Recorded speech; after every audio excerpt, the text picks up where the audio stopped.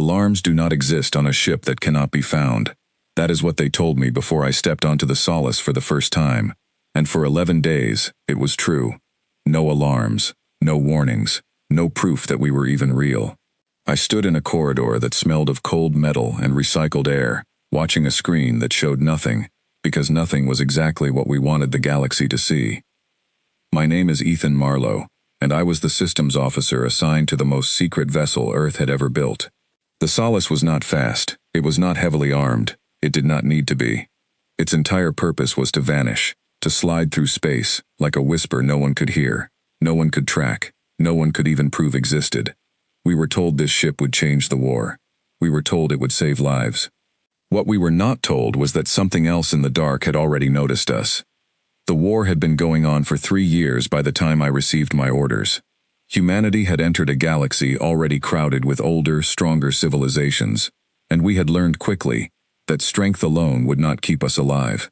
The alliance of alien powers that opposed us, a loose coalition we simply called the Karathi, had technology that outmatched ours in almost every way. Their scanners could read the heat signature of a single human heartbeat from 3 systems away. Their weapons could burn through hull plating like paper. We were outnumbered, outgunned, and running out of options. That is why the Solace existed. Built in secret, funded through channels even I was never allowed to see, the ship used a material woven into its hull that bent detection fields around itself, instead of reflecting them. No gravity sensor could find us. No thermal scanner could trace our engines. No signal, not even the strange energy pulses the Karathi used to detect ships hiding in nebula clouds, could touch us. We were not stealthy. We were absent. I remember standing beside Captain Renee Whitlock on the bridge during our first test run. She was calm in a way that made the rest of us calm too, her voice steady, even when the ship trembled through a debris field we should have detected sooner.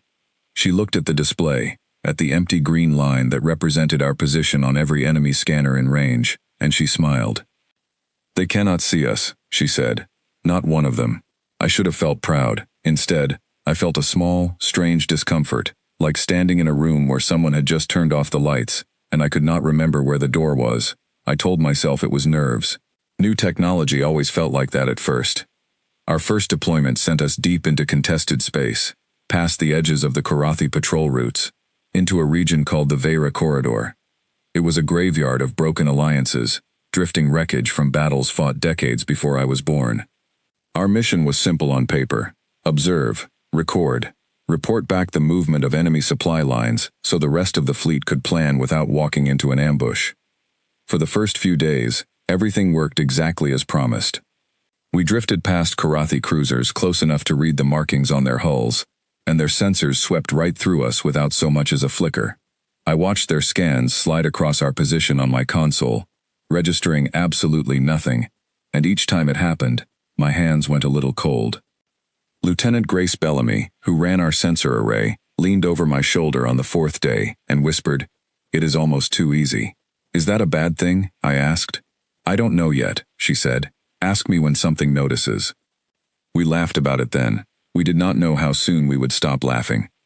On the 6th day, Captain Whitlock ordered us deeper into the corridor, following a Karathi supply convoy toward a rendezvous point marked only by coordinates.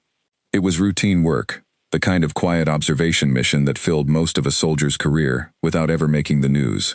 I logged fuel signatures. I tracked cargo manifests through leaked frequency chatter. I did my job, and I did it well, because doing my job well was the only thing keeping the fear in the back of my mind small enough to ignore.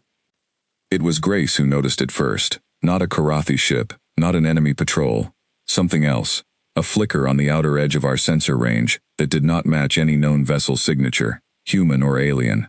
It appeared for less than 2 seconds, and then it was gone, as if it had never existed at all.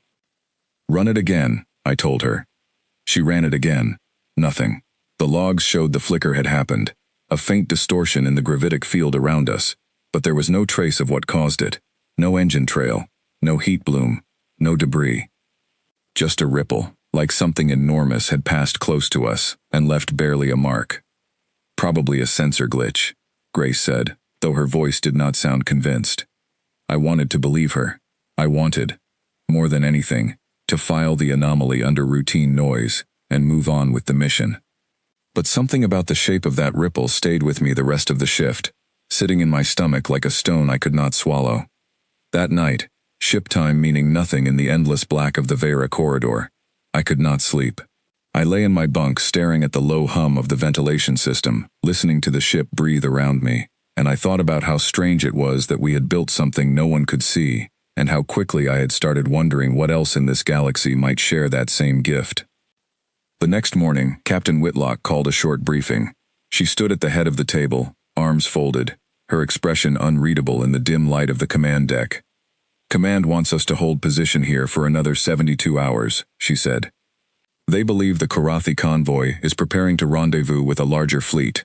If we can confirm troop numbers, it could change how the next offensive is planned." "And the anomaly from yesterday?" Grace asked. Whitlock's eyes flicked toward her for a moment. "Log it. Keep watching, but do not let it distract us from the mission." I understood the order. I even agreed with it, on paper. We were a stealth vessel deep in enemy territory, gathering intelligence that could save thousands of lives. A single unexplained sensor flicker was not enough to abandon that mission, and yet, as I returned to my station and watched the empty stretch of space around us, I found myself checking the sensor logs every few minutes, waiting for that ripple to return. It did not return that day. Or the next. By the third day, most of the crew had stopped talking about it altogether, absorbed instead in the slow, careful work of tracking the Korathi convoy as it grew, ship by ship, into something far larger than a simple supply run. What we were watching begin to take shape in that corridor was not a resupply mission. It was the staging ground for an offensive, dozens of warships gathering under the cover of a nebula cloud, preparing to strike somewhere along the human frontier. We had found something important. Something worth the risk of this entire mission. I should have felt triumphant when Whitlock ordered the encoded burst transmission sent back to Fleet Command, a compressed data packet containing everything we had gathered, timed to fire the instant we crossed back into a safe relay zone. Instead, as I watched the transmission queue count down, I found myself glancing at the sensor display one more time, half expecting to see that same faint ripple appear again, closer this time, closer than before. It did not appear. Not yet. We held position for 2 more days, gathering final details on fleet formations, weapon loadouts, and the identity of the Korathi commander overseeing the buildup.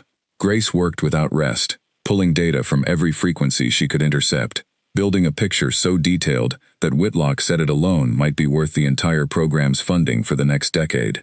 I remember the quiet pride on the bridge that day, the sense that we had proven something important, that invisibility was not just a clever trick, but a weapon that could change the shape of the war.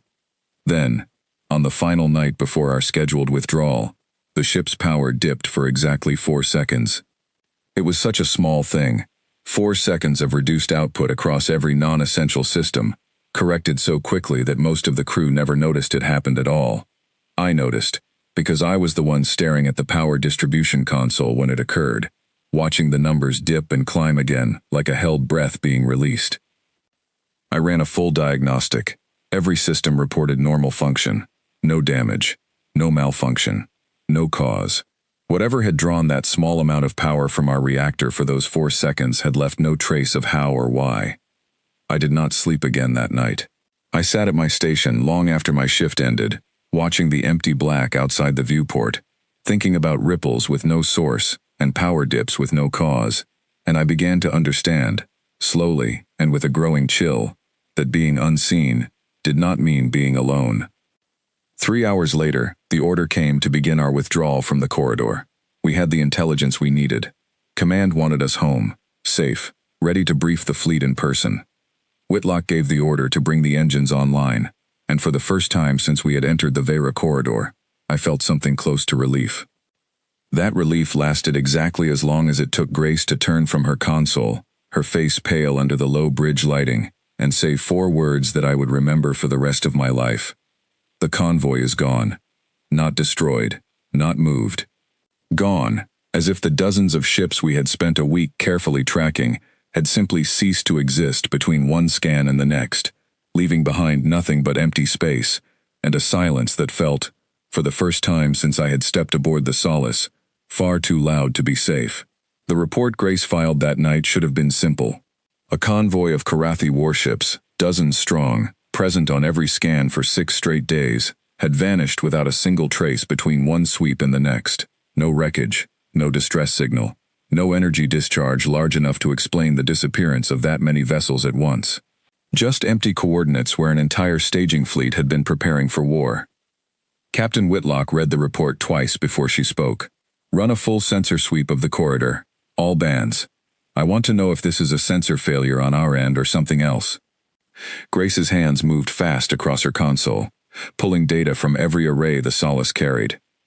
I watched the results scroll past on my own screen, line after line, confirming what she had already told us. Our equipment was functioning perfectly. The convoy had simply stopped being there. Could they have jumped to hyperspace without our detection? I asked, though even as I said it, the idea felt wrong. A fleet that size, generating a hyperspace transition, would leave a signature we could not miss, stealth ship or not. The math did not work. No jump signature, Grace confirmed. No debris, no thermal bloom. It's like someone erased them. Whitlock stood at the center of the bridge for a long moment, arms crossed, staring at the empty display where dozens of enemy warships had been only hours before. Send the report to command exactly as we have it. No theories, just data. Let them decide what it means. We began our withdrawal from the Vera corridor an hour later, moving slow and careful through the debris fields that had hidden us so well for the past week. I kept glancing at the sensor readouts during the journey home, half expecting that strange ripple to return, half expecting to see some trace of the vanished fleet drifting past our hull. Neither happened. The corridor stayed silent, and that silence followed us all the way back to the relay point where we finally reconnected with the wider fleet network. The debrief at Fleet Command took place 3 days after our return, in a briefing room deep inside a command station orbiting one of humanity's outer colonies. Admiral Nathaniel Cross sat at the head of the table, a broad-shouldered man with a voice that carried without ever needing to be raised. Beside him sat 2 officers I did not recognize, their uniforms marked with Intelligence Division insignia rather than Fleet Command. Your mission was a success, Cross said, once Whitlock had finished presenting our findings. The intelligence on Karathi fleet movements will help us prepare for whatever offensive they had planned. But this disappearance troubles me. It troubles all of us, sir, Whitlock replied. We have no explanation for it. One of the intelligence officers, a sharp-eyed woman named Diane Foster, leaned forward. You are not the only crew reporting anomalies like this. 2 other fleet groups operating in different sectors have reported similar losses over the past month. Ships and convoys, both human and Karathi, disappearing without warning. No pattern we can identify. No enemy signature. No wreckage. The room went quiet. I felt a cold weight settle in my chest, the same feeling I had experienced staring at that unexplained ripple in the corridor. Both sides? Whitlock asked. You are certain of that? Certain, Diane said. Which rules out sabotage from either faction. Whatever is doing this does not appear to care who it takes. Admiral Cross rubbed a hand across his jaw, his expression tight with the particular strain of a man carrying more weight than he could easily explain. For now, this stays classified above fleet level. I do not want panic spreading through the ranks over something we cannot yet define. Captain Whitlock, I am ordering the Solace back into the field. I need you to investigate these disappearances directly. With respect, sir, I said, before I could stop myself. Our ship is built to observe and avoid contact. If something out there is capable of erasing entire fleets, sending an unarmed vessel toward it seems like a significant risk. Cross studied me for a moment, and I braced myself for a reprimand. Instead, his voice softened slightly. That is exactly why I am sending you. The Solace is the only ship in this fleet that can approach without being seen. If we are dealing with an enemy capable of detecting and eliminating entire convoys, I need eyes that can get close without becoming the next target. I did not have an answer to that. None of us did. 2 days later, the Solace departed the relay station and set course for the coordinates where the second disappearance had been recorded, a quiet system on the edge of neutral space that neither humanity nor the Karathi had ever bothered to claim. The journey took 11 days. I spent most of it working alongside Grace, cross-referencing every scrap of sensor data from the previous incidents, searching for any pattern that might explain what we were walking into. We found small things, A faint gravitic disturbance recorded moments before each disappearance, similar in shape to the ripple we had detected in the Vera corridor. A slight and consistent dip in background radiation levels in the hours leading up to each event, as if something was drawing energy from the surrounding space itself. "It's not a weapon," Grace said one night, staring at the data spread across her console. "Weapons leave traces. Explosions leave heat and debris. This is something else, something that doesn't want to be measured." "Like our hull plating," I said quietly. She looked up at me, and I could see the same thought forming behind her eyes that had been growing in mine for days. "You think something built a stealth technology like ours, better than ours?"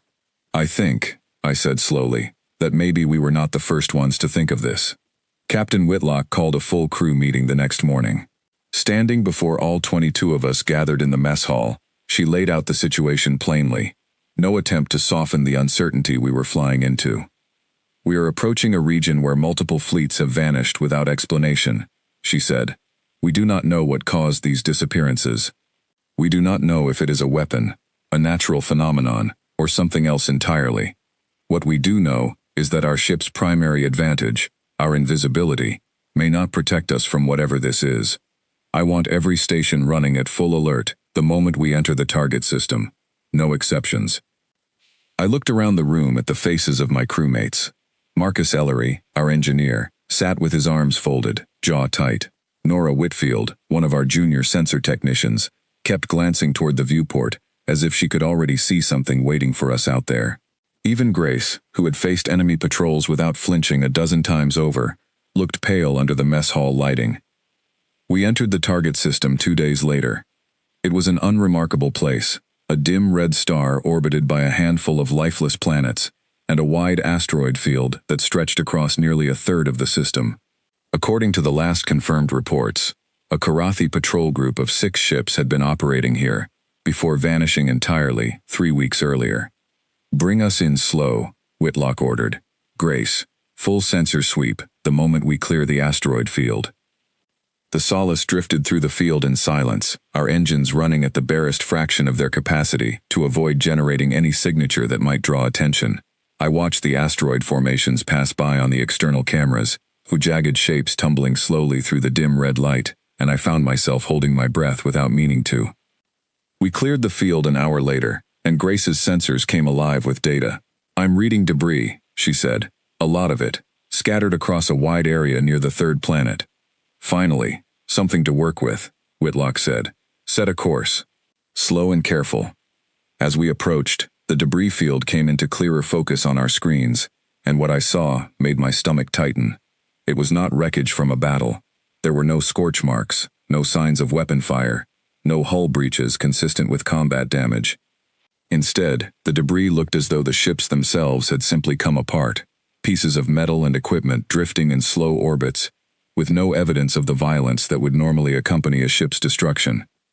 "Marcus, can you get a reading on the metal composition?" Whitlock asked. Our engineer worked at his console for a long moment before answering, his voice tight. "It's Karathi alloy, matches the patrol group's registered ship class. But Captain, there's something strange. The metal shows signs of stress fracture, like it was pulled apart rather than broken. No explosion, no impact damage, just pulled." I felt Grace go still beside me. "Pulled apart," she repeated, "like something took hold of the ship and tore it open from the inside." Nobody spoke for a long moment.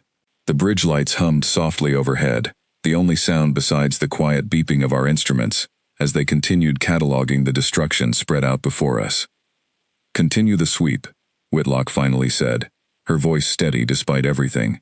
"I want full sensor logs of this entire field before we move on."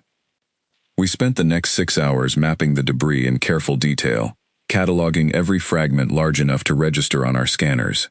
It was slow, methodical work, the kind that normally would have felt tedious, but every one of us on that bridge understood the importance of what we were documenting. Somewhere in this drifting field of broken metal was the answer to what had erased an entire patrol group, and possibly the key to understanding what had also taken the convoy in the Vera corridor. It was Nora who found it, buried in a fragment of hull plating recovered by one of our small remote drones. A section of metal no larger than my forearm, its surface marked with a pattern unlike anything in our database. a series of thin lines etched deep into the alloy, in a shape that resembled neither Karathi script nor any human language. "Captain, you need to see this," she said, her voice trembling slightly as she pulled the image up on the main display. Whitlock crossed the bridge and studied the pattern in silence. I stood beside her, staring at those strange etched lines, and felt a chill run through me that had nothing to do with the ship's temperature. "It looks almost intentional," Whitlock said quietly. "Like a signature." "Or a warning," Grace added. I did not say what I was thinking, because I did not want to give voice to it yet, not until we had more evidence. But standing there on that bridge, staring at a mark left behind by whatever force had torn apart 6 warships without a single trace of conventional violence, I could not shake the feeling that we had stumbled into something far older, far stranger, and far more dangerous than any war humanity had ever fought before. That night, as the ship drifted quietly at the edge of the debris field, I sat alone in the observation lounge, staring out at the dim red star and the scattered wreckage catching its faint light. I thought about the ripple we had detected in the Vera corridor. I thought about the 4-second power dip that had no explanation. I thought about a technology built to make us invisible, and I wondered, for the first time with real fear instead of curiosity, what kind of eyes might still be able to see us anyway. Behind me, the door to the lounge slid open, and Grace stepped inside, 2 cups of recycled coffee in her hands. She sat down beside me without a word and handed me one of the cups. "You think it's still out here?" she said. It was not a question. I looked out at the debris field, at the twisted remains of 6 ships that had vanished without ever knowing what took them, and I nodded slowly. "I think it's always been out here," I said. "I think we just finally got close enough for it to notice." Neither of us spoke again for a long while. We simply sat together in the quiet lounge, watching the dim red light fall across a graveyard that offered no answers, only more questions, while somewhere beyond the reach of our sensors, something patient and unseen continued to watch the empty dark, where entire fleets had once existed. 3 days after we left the debris field, Grace burst onto the bridge with a datapad clutched so tightly her knuckles had gone white. "I found something," she said, "in the old sensor archives, something we should have seen a long time ago." Captain Whitlock waved her forward. "Show me." Grace connected her pad to the main display, and a series of faint, grainy readings filled the screen, timestamps stretching back nearly 4 years. "These are sensor ghosts," she explained, "readings so weak that our systems automatically filter them out as noise. I only found them because I told the computer to stop discarding anything below the normal threshold and just show me everything instead." The screen filled with dozens of faint blips scattered across known space, each one appearing for less than a second before vanishing entirely. I leaned closer, studying the pattern, and felt my chest tighten as understanding began to take shape. "These match the ripple we detected in the Vera corridor," I said. "Exactly," Grace said. "And look at the frequency. Once every few months at first, going back 4 years, but over the last 6 months, the frequency has increased. A lot. Whatever this is, it isn't a single event. It's been happening for years, quietly, in the background, and it's getting more frequent." Whitlock studied the timeline in silence, her arms crossed, her expression carved from stone. Cross-reference these ghost signals against every recorded ship disappearance in fleet history, human and Karathi both. I want to know if there's a correlation.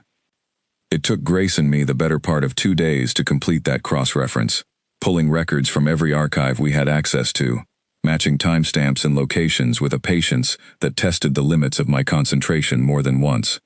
But when we finished, the pattern that emerged left no room for doubt.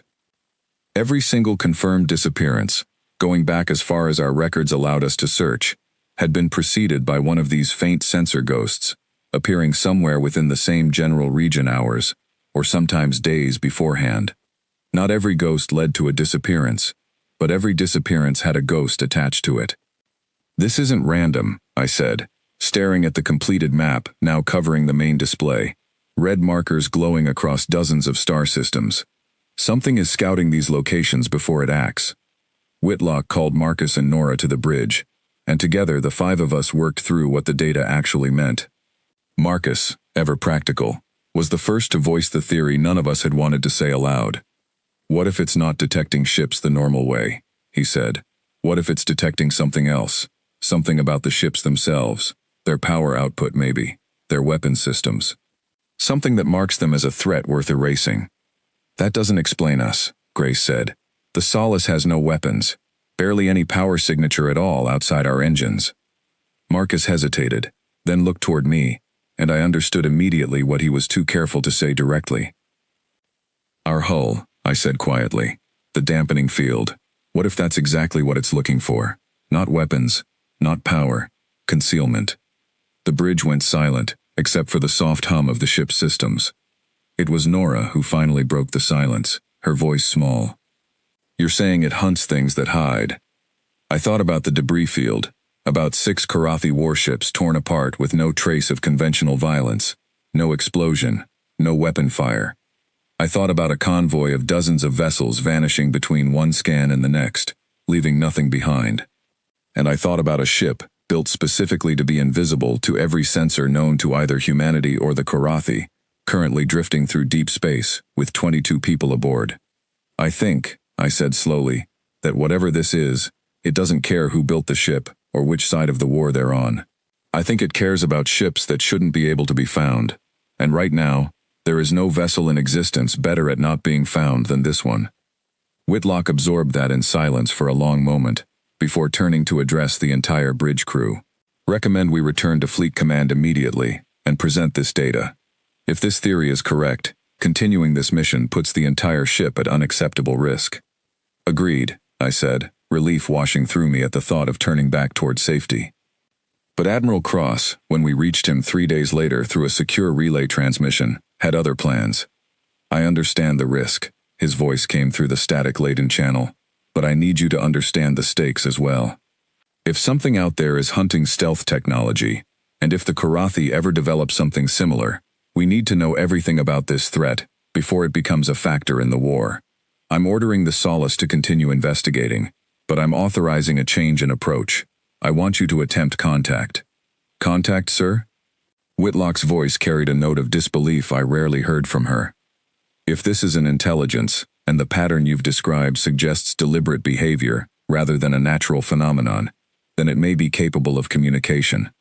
I want you to find a way to reach out to it, carefully, from a safe distance, before we consider it an enemy. After the transmission ended, the bridge remained quiet for a long time. I looked around at my crewmates, at the mixture of fear and determination on each face, and I understood that whatever came next would define not just this mission, but possibly the future of every stealth technology humanity would ever build. How do you even begin to make contact with something we can't see, can't measure, and don't understand? Marcus finally asked, voicing the question sitting heavy in all our minds. Grace, who had been quiet through most of the exchange, spoke up from her station. The ghost signals, she said. If they're a form of scouting, some kind of scan being performed on us, or on other ships, then maybe we can use our own sensors to reach back along the same frequency. Not to detect it exactly, but to signal that we've noticed.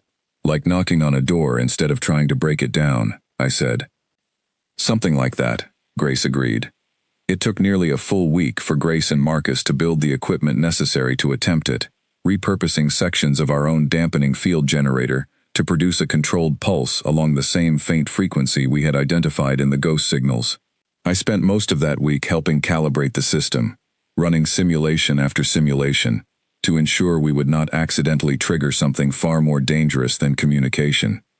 Captain Whitlock set our course toward the outer edge of a quiet, uncharted system, far from any known shipping lanes, human or Karathi, a place chosen specifically because no other vessel would be present to complicate whatever happened next. We arrived on the 9th day, engines cut to minimum power, drifting silently in the dark alongside a slow-moving comet that provided just enough natural interference to mask our presence from conventional detection. Ready when you are, Captain, Grace said, her hand hovering over the activation control. Whitlock looked around the bridge one final time, meeting the eyes of each crew member in turn. Everyone remain calm, whatever happens. We are here to observe and communicate, nothing more. She turned back to Grace and gave a single nod. Send it. The pulse lasted less than 3 seconds, a faint ripple of energy sent out into the surrounding dark, mimicking the same pattern we had detected in every ghost signal before a disappearance occurred. For a long moment afterward, nothing happened at all. The bridge sat in tense silence, every eye fixed on the sensor displays, every breath held in anticipation. Then the lights dimmed. Not flickered, not surged, but dimmed, slowly and deliberately across the entire ship, as though something had reached in and gently turned down every source of power at once. I felt my pulse quicken as I watched the readouts on my console shift, power levels dropping steadily, but without any sign of malfunction or damage. "Report," Whitlock said, her voice tight but controlled. "All systems still functioning," Marcus said quickly, though I could hear the strain in his voice. "Power output is being reduced, but nothing is failing. It's like something is asking us to lower our own noise level." "Grace, are we still transmitting?" Whitlock asked. "No, the pulse ended over a minute ago," Grace replied, staring at her console with wide eyes. "This is something responding." The dim lighting held steady for nearly 2 full minutes, the ship suspended in a strange, hushed quiet, unlike anything I had experienced before. Then, just as suddenly as it began, the lights returned to normal, power levels climbing back to their standard output, as though nothing had happened at all. "Did we just get a reply?" Nora asked, her voice barely above a whisper. I stared at my console, at the perfectly ordinary readings now displayed there, and felt a strange mixture of relief and unease settle over me. "I think," I said slowly, "we just proved it can hear us." Whitlock allowed herself a small, careful breath before turning back to the crew. "Log everything. Every second of that event. In full detail. We need to send this to command immediately." But before Grace could even begin compiling the data, her console lit up with a new alert, one that made her freeze mid-motion, her fingers hovering just above the controls. "Captain," she said, her voice suddenly strained, "I'm reading an incoming transmission, not from Fleet Command. Not from any registered frequency in our database. It's coming from directly outside the hull." The bridge fell utterly silent. I looked toward the main viewport, out at the empty black stretching in every direction, at the slow-moving comet drifting past us in the dim starlight, and I felt every hair on my arms rise at once. "Put it through," Whitlock said, her voice steady, despite the tension radiating from every corner of the bridge. Grace's hands trembled slightly as she opened the channel, and for a long, agonizing moment, nothing came through but static. Then, faint at first but growing steadily clearer, a sound began to emerge from the speakers. Not words exactly, not any language I recognized, but something structured, deliberate, patient, like a voice choosing its first words with extraordinary care, after a very long silence. I glanced at Whitlock, at Grace, at every member of the crew standing frozen around me, and I understood, with a certainty that settled deep into my bones, that whatever we had just reached out to in the dark had been waiting a very long time for someone to finally listen back. The sound continued for nearly a minute, rising and falling in patterns that felt almost musical, structured in a way that made my mind ache trying to find meaning in it. Then, as abruptly as it began, it stopped, and the channel fell silent once more. "Translation attempt," Whitlock ordered, her voice steady, though her eyes had not left the speaker grill.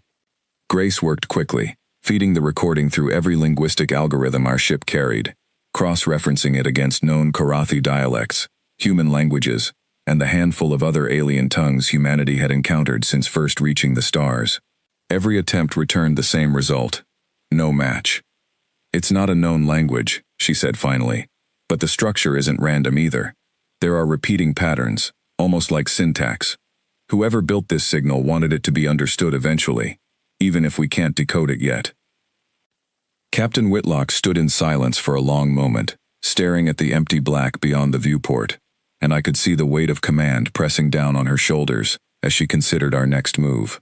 "Send a reply," she finally said. "Use the same pulse pattern as before, but this time, add our own ship registry code alongside it.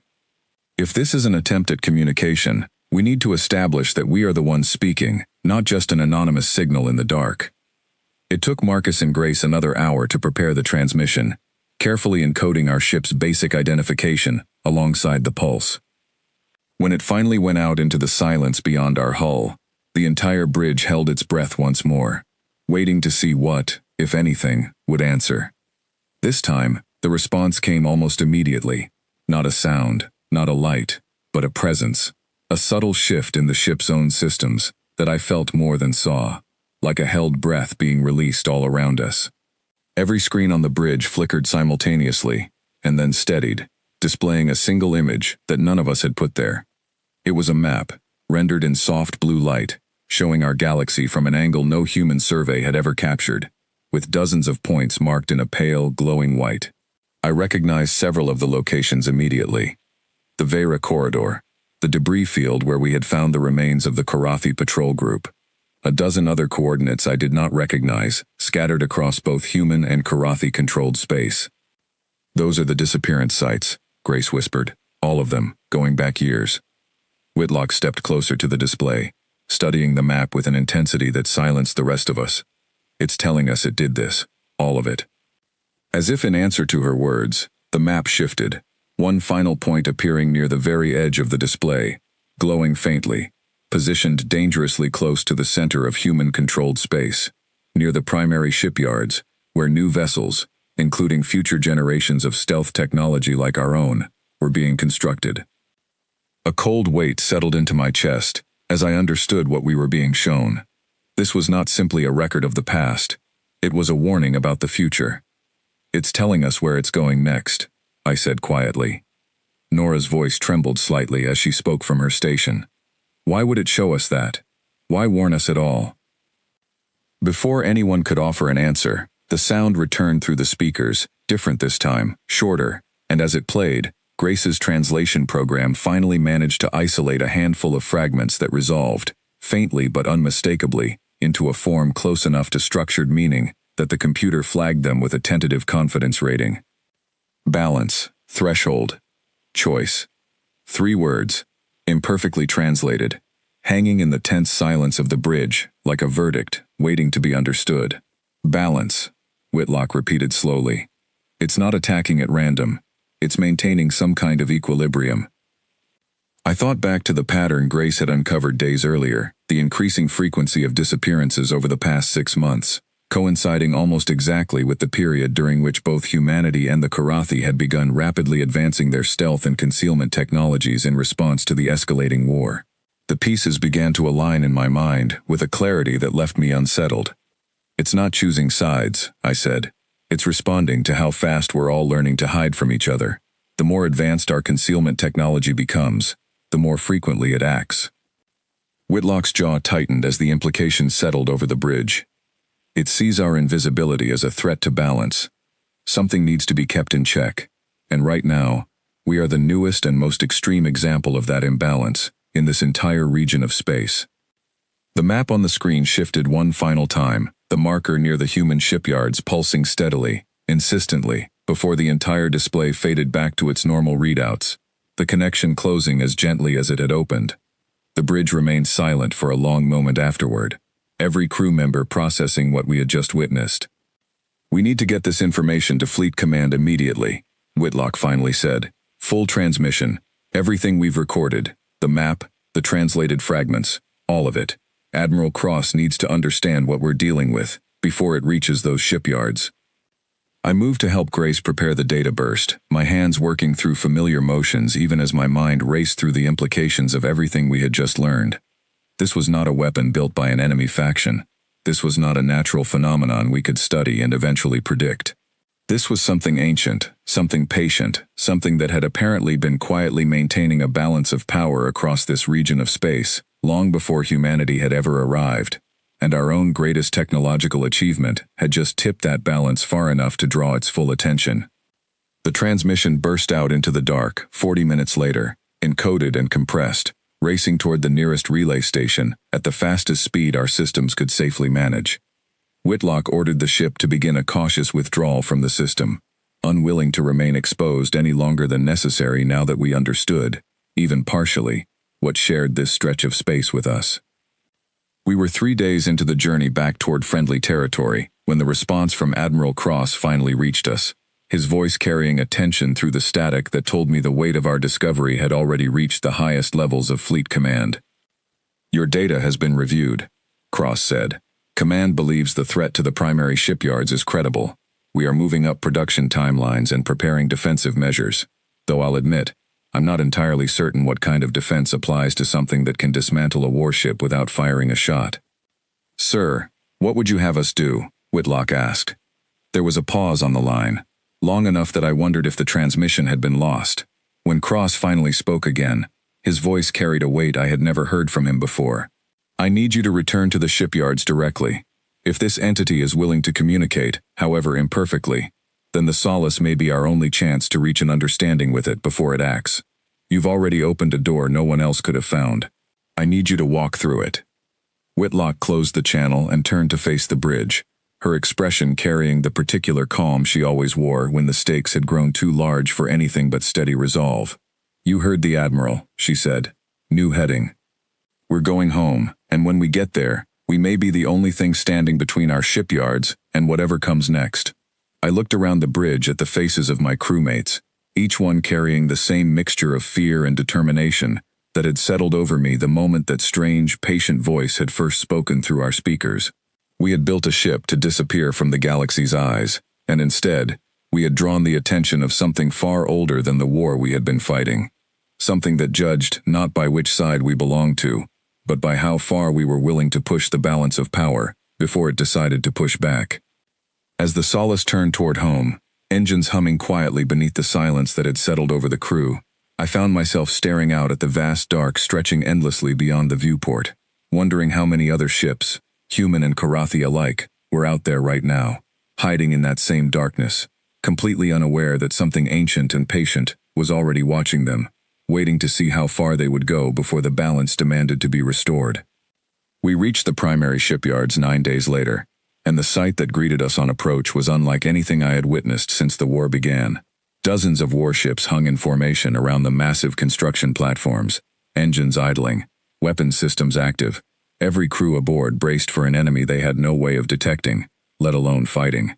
Admiral Cross had mobilized nearly a quarter of the home fleet, and standing on the bridge as we drifted past that assembled wall of firepower, I understood immediately how little any of it would matter if the entity chose to act. Cross met us in person aboard the command station orbiting the shipyards, his face lined with the particular exhaustion of a man who had spent the last 9 days preparing for a battle he did not know how to fight. Whitlock, Grace and I stood before him in the station's central briefing room, the same map we had received from the entity now displayed on the wall behind him, the marker near the shipyards still glowing with quiet, patient insistence. Every defensive measure we've prepared assumes a conventional attack, Cross said. Shields, weapons, evasive maneuvers. None of it accounts for something that can tear a warship apart without ever being detected. With respect, sir, I said, I don't think this entity intends a conventional attack at all. Everything we've seen suggests it acts with purpose, not aggression. It showed us the map. It responded to our signal. I believe it's trying to communicate a boundary, not declare a war. Cross studied me for a long moment. And if we cross that boundary anyway? I did not have an answer, and the silence that followed told me none of us did either. Whitlock stepped forward. Sir, I'd like permission to attempt direct communication again, here, at the shipyards. If this entity is watching our production of stealth technology specifically, then this is exactly where we need to establish understanding, before more ships like the Solace are built. Cross considered this for a long moment, before finally nodding. You have 3 days before I'm forced to consider more drastic measures. Use them well. We returned to the Solace and began preparing for what Whitlock had started calling, with a grim sort of humor, our second conversation.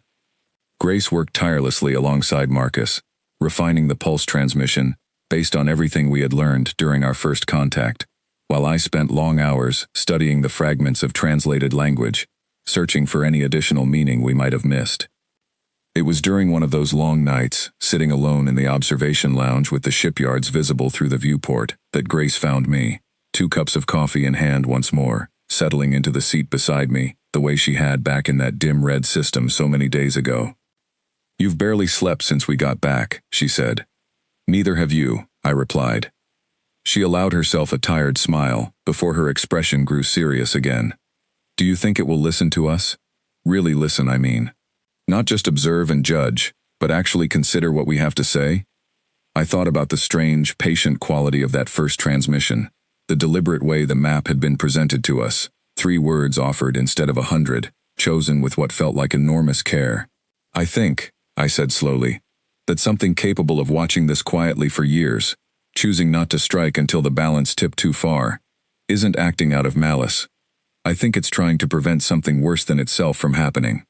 I just don't know if we can convince it that we're capable of controlling ourselves before it decides to do the controlling for us. 2 days later, with the entire home fleet holding position around the shipyards and every crew member aware of the stakes, Whitlock gave the order to send our second transmission. This time, rather than a simple pulse, Grace and Marcus had built something more deliberate, a structured signal that combined the entity's own translated fragments alongside a new message of our own, carefully composed over dozens of drafts during those sleepless nights. We do not wish to hide from you. We wish to understand. The transmission went out into the space surrounding the shipyards, and this time, the response came almost instantly. The same subtle dimming of power we had experienced before, rippling not just through the Solace, but across every ship in the assembled fleet simultaneously. I watched through the viewport as running lights along dozens of warships flickered in unison, a silent, coordinated acknowledgement that left no doubt about the scale of what we were truly dealing with. The voice returned through our speakers, longer this time, more complex, and as Grace's translation systems worked frantically to parse the structure, fragments of meaning began to surface, imperfect but unmistakable in their weight. Many hide to survive. Few hide to grow stronger than the world allows. The difference decides what remains. Whitlock stood at the center of the bridge, absorbing the translated words with the same steady composure that had carried her through every crisis since our first deployment. It's not asking us to stop building stealth technology, she said slowly. It's asking us to prove we won't misuse it. How do you prove something like that to an entity that can erase an entire fleet without warning? Marcus asked. I thought about the map, about the years of patient observation before a single ship had ever been taken, about the careful, deliberate structure of every message we had received. Maybe, I said, you don't prove it all at once. Maybe you prove it by choosing, every single time, not to cross the line it's already shown us. Whitlock turned to the communication console, her decision forming with visible resolve. Send this. Tell it we understand the boundary it has shown us. Tell it Earth commits to using this technology for defense, not domination. And tell it we ask, in return, for the chance to keep proving that with our actions, not just our words. The transmission took nearly an hour to compose, every word chosen with the same careful weight the entity itself seemed to favor. And when it finally launched out into the dark surrounding the shipyards, the entire fleet fell into a silence so complete, I could hear my own heartbeat in my ears.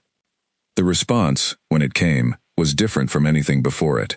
No map, no dimming lights, just a single sustained tone, low and steady, resonating through the ship's hull, in a way that felt less like sound, and more like something settling into place. An agreement reached without words, a boundary acknowledged rather than enforced. Then, as quietly as it had first appeared in the Vera corridor weeks earlier, the presence withdrew. Sensor readings across the entire fleet returned to normal. The faint ghost signal that Grace had learned to recognize in our archive data simply stopped, leaving nothing behind but empty, ordinary space. We remained at the shipyards for 2 more days, running every scan available to confirm the entity had truly withdrawn, before Admiral Cross finally addressed the assembled crews in a fleet-wide transmission. We have been given something rare in this war, he said. A second chance, and a clear boundary to respect. I am ordering all future stealth technology development to proceed under strict oversight, with defensive purpose as the only acceptable justification. We will not take this warning lightly. Standing on the bridge of the Solace as that message played across every ship in the fleet, I felt something unwind in my chest that had been coiled tight since that first unexplained ripple in the Vera corridor. We had built a ship no sensor could detect, believing it would give us an advantage no enemy could counter. Instead, it had shown us something far more important, that true strength was not measured only in what we could hide from the galaxy, but in how carefully we chose to wield the power that hiding gave us. Grace found me on the observation deck one final time before we departed the shipyards for a well-earned period of rest, the two of us watching the assembled fleet drift peacefully in the dim starlight, no longer braced for an invisible threat, but standing instead as a reminder of how close we had come to losing everything we had worked to protect. "Do you think it's still watching us?" she asked. I considered the question carefully. thinking back over everything we had learned, every fragment of translated meaning, every careful, deliberate choice the entity had made throughout our encounter. I think it's always watching, I said. Not just us, everyone. I think that's exactly what keeps this whole galaxy from tearing itself apart. Grace was quiet for a long moment, and then she smiled, a small, tired, genuine smile that felt like the first real relief either of us had allowed ourselves in weeks. Then I guess we'd better keep giving it a reason to keep watching, instead of acting. I looked out at the fleet, at the shipyards where the next generation of Earth's technology would rise under careful new restraint. And I thought about the long war still stretching ahead of us against the Karathi. A war we would now fight, knowing something far older than either side, stood quietly at the edges of the dark, measuring every choice we made. It was not comfort exactly, knowing that, but it was something close to it, a strange kind of trust placed in humanity by a force capable of erasing us entirely, and a promise, unspoken but deeply felt by everyone who had stood on that bridge during those long, tense days, that we intended to keep earning it, one careful choice at a time. The Solace remained humanity's most secret ship for years afterward, but its mission changed from that day forward. No longer built only to disappear, it became something else entirely, a quiet reminder, carried by every officer who served aboard her, that true invisibility was not about escaping the galaxy's attention, but about proving, again and again, that we deserved to be trusted with it.